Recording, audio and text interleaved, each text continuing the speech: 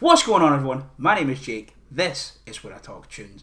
And today we're here to talk about the Wireless lineup. Because I don't know if you just saw Wireless Festival down in London, the big hip hop festival in London, just announced their headliners. So let's take a look at the poster, shall we? So, the Friday headline, hot off the release of their new, probably dog shit album, we have Drake and Party Next Door with special guest Summer Walker. And on the Saturday, we have Drake and The Mandem. And then on the Sunday, the headline is Drake with special guests Burna Boy and Vybz Kartel. They're saying Rockstar Energy presents 20 years of Wireless for the first time ever. One artist, 3 different set lists. Who the fuck signed off on this? A couple of things to look at here. First of all, let's just get the obvious one out of the way. After the year that happened to Drake, after 2024 happened, the biggest song of the year was calling him a paedophile. The man who then called him a paedophile in the biggest song of the year. And I don't want to be like, oh, it was the biggest song of the year. Like, it absolutely was. Like, you were interviewing people who were doing what are you listening to on TikTok? It was almost always someone was listening to Not Like Us when football teams and basketball teams and NFL teams and even the WWE were going around backstage being like, what are you guys listening to? What is your song of the summer? Almost everyone was saying Not Like Us, unless they were saying Espresso by Sabrina Carpenter or that Morgan Wallen Post Malone song. It was one of the three. When the diss tracks all started and Kendrick cooked J. Cole so bad that he fucking apologised, it is crazy. And then we went on into 2025. The man who called you a paedophile played the Super Bowl and called you well, he didn't call you a paedophile at the Super Bowl. Everyone in the fucking stadium did. He won 5 Grammys in a night for the 3rd time in his career, and Wireless just went, they picked the wrong horse. This is good. We're going to put Drake on 3 nights in a row. This is good, because he won. What a fucking disastrous move. Now, it's going to sell out because people with no personality will listen to Drake. We know that. But regardless, this is also just such a spit in the face for all the hip-hop artists who have been going so hard and grinding so hard and doing so much work, especially around the UK, that they can't get a headline slot on the UK's biggest hip-hop festival because they're given 3 nights to Drake. But even let's just look back to the headliners from last year. On the Friday we had Nicki Minaj, on the Saturday we had 21 Savage and J Hus, and then on the Sunday we had Doja Cat. This year it's Drake. Think of all the incredible hip-hop artists who are coming out of the UK who have been doing incredible stuff and making incredible waves on both sides of the Atlantic. Look at what Central C's been doing. Look at fucking the history of Dave Forever. Look at all these incredible artists that have came out of the UK, and the biggest and most kind of prominent hip-hop festival in the UK has just went, the guy that everyone has been calling a paedophile forever, and now we've been singing about him being a paedophile for the last year. This is who we want as the guy. This is who we want as the face of the festival, and in every single headline slot, it's just a fucking baffling decision.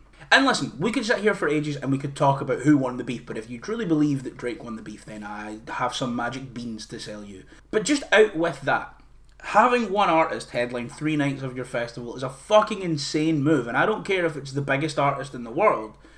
You need variety on these shows. You need variety in these sets. You need variety in a festival. And now, I'm not saying do what fucking Transmit did in 2019 where they had, Stormzy, George Ezra, and was it Catfish? And they just created a wildly fucking insane and inconsistent vibe over the course of the weekend, which led to hardly any full weekend tickets shifted, I'm pretty sure, because people just wanted to go to one day and one day only. Obviously, I'm not saying that. Obviously, I'm not saying you need to diversify your headliners to that extent. But you need something to get people to come back.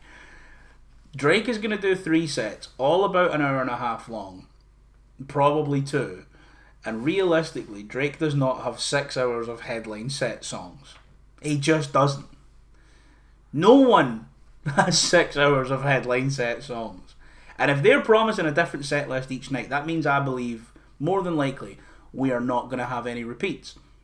So people will be buying these tickets to go to all 3 nights of Drake because maybe they want to see God's Plan and they want to see, they want to see, how can I not think of it? They want to see fucking songs off Take Care. They want to, They want to see all of the fucking hits of Drake's history.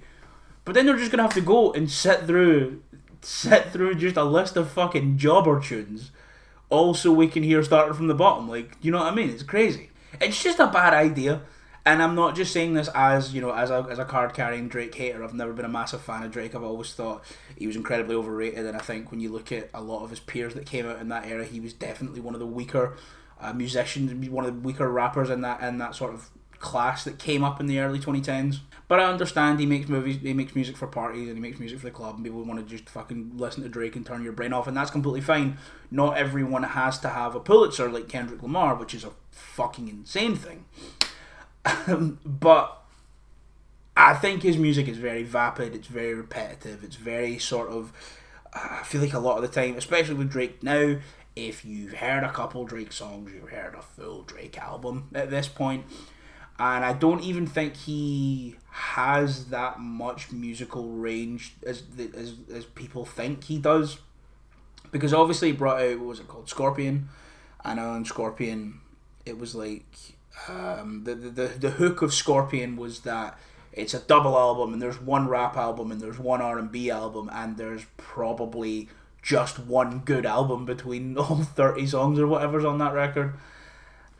I think his ambition far outweighs his talent, and I think the people who go to all 3 days of this will very quickly find out that Drake's ambition far outweighs his talent.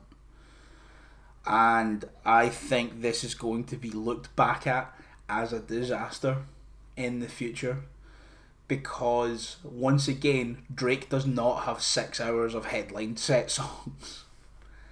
It's just not going to be. And realistically, he's probably going to do his full album with Party Next Door, and then some other songs kind of in that vein. And then Drake and the Mandem, he's going to pull up on a Stoney and he's going to start saying bruv. And it's going to be horrifically embarrassing. You'll be going on the Sunday to set with him and Burna Boy and Vybz Kartel, and that'll just be for a lot of dancing. But again, he does not have 6 hours of headline set songs. And Party Next Door is not a festival headliner. He's not, So I think this is a bad idea, and I think it's going to be looked back at as a fucking massively bad idea. And to be completely honest, I would say this with any artist. I think there are maybe 3 artists throughout history with enough of a deep bag to pull off 3 separate headline sets, like Michael Jackson, 1.